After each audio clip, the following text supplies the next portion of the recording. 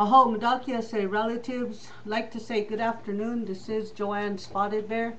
I am the Director of International Native Indian Programs Incorporated. I'm going to talk a little bit about today about blood libel. This is part 2. And I was asked this one question here is, why don't we go and take over the White House? Well, the White House is like an empty shell. It's like a turtle. And the White House has given responsibility to the 5% rich. And in the 5% rich, we have 8th grade dropouts or thieves, one of the two. The reason that I can say that is because blood libel is a very heavy charge on the international level. So is genocide. Blood libel and genocide run hand in hand. Genocide for the mistreating of the people, blood libel for the death of 300 million Indians. The point that I'm trying to make here, relatives, is they killed some Christianity people for believing what they believed. And the international United Nations, they brought blood libel and they made it an international law. The reason that our people don't hear about it is because some of our schools are 10 to 15, maybe 20 years behind, and others, they don't teach that. They don't teach Indian history the way it should be in 0 to 8th grade, 9th to 12th, junior colleges, some universities, and definitely do not teach in international college. So here we go on this. Absolutely, you're right. There's a lot of our children, brothers and sisters and relatives of the Red Nation who served in the military. However, the government thinks that they defeated the Red Nation by killing off 300 million Indians, and therefore anybody can run this country if you are the 5% rich.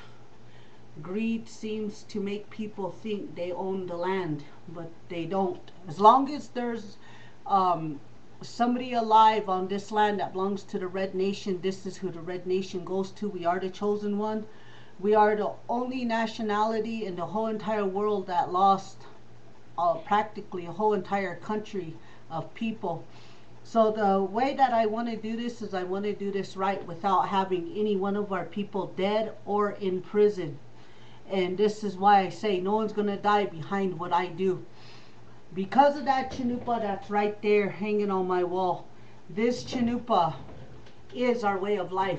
Brian Fisher on Facebook, he once stated that because we will not believe in Christian morals, that we will not have our land back. And I want to address on this. Even though some of our people believe in the Bible and they believe in those Christian ways, we still don't have our land back. My mom, Cecilia Spotted Bear, she's my stepmom. She believes in Jehovah Witness. And I don't see anybody trying to give the Lakota people the land back.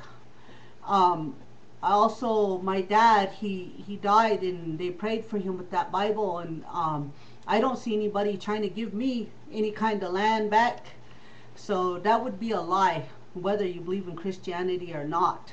However, they do want our people dead. That's why drugs and alcohol, poverty and suicide, genocide plagues the Red Nation Indian people. And there's not a damn thing the federal government's doing about it, or the 5% rich here on the Red Nation. My ultimate goal is this. I want to sign charges on the federal government for the neglect of the fiduciary duty of trustee status on the Great Red Nation. They are supposed to abide by the land they live in, not kill off the people in that land. There is no white man to come to the Red Nation and tell us they want our Red Nation people dead so they can have this land. However, they prove it to us on a daily basis. That Cobell case, the lady who's running the Cobell case ought to be a damn ashamed of herself. She is part of the Great Red Nation. Money comes and goes, and once it's gone forever. Unless you're a multi-millionaire and you know how to make that money work for you. So long as 300 million Indians are dead, there is no rich Indian in this country. None. None at all.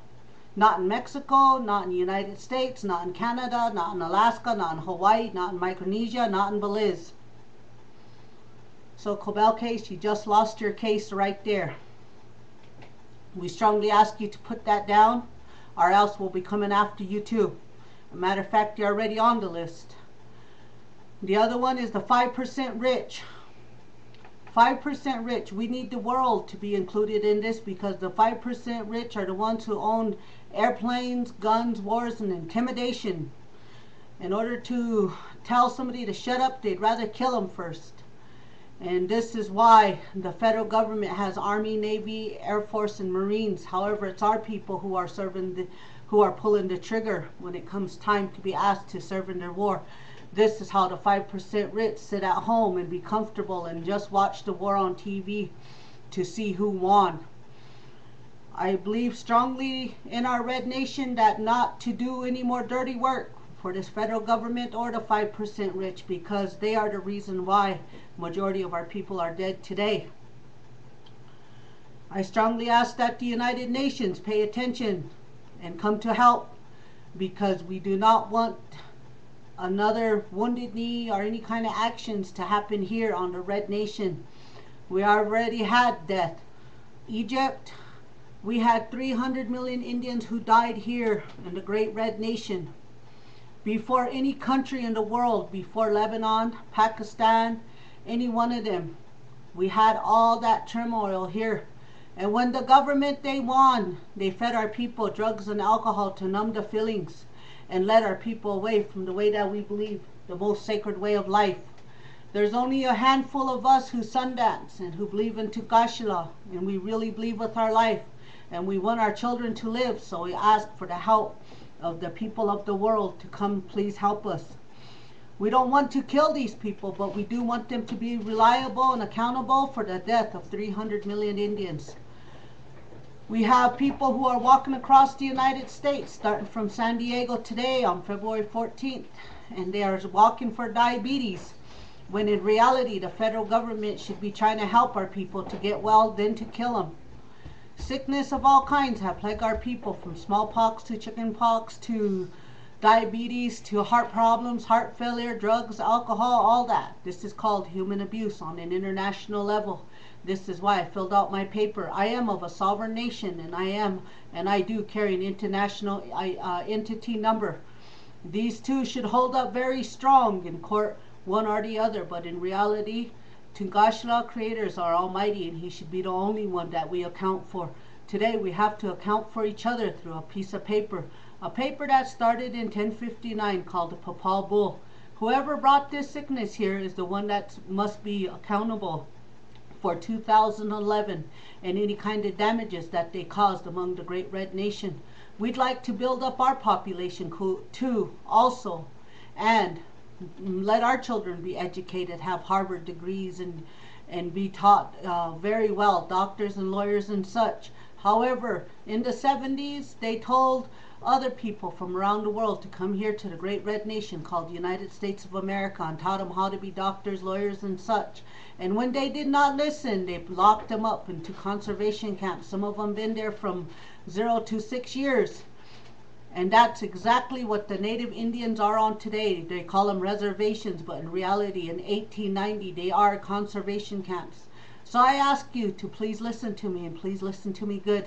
Please help us to regain our country back through the pen and paper of the Papal Bull, that we turn it like a mirror image on these people, that they'll wake up. Those who are accountable, we make them pay by putting them in the very same building they built for our people, called the prison, jails, or institutions.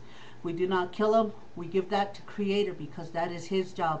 The judgment day is at hand. I hope. Madakia say.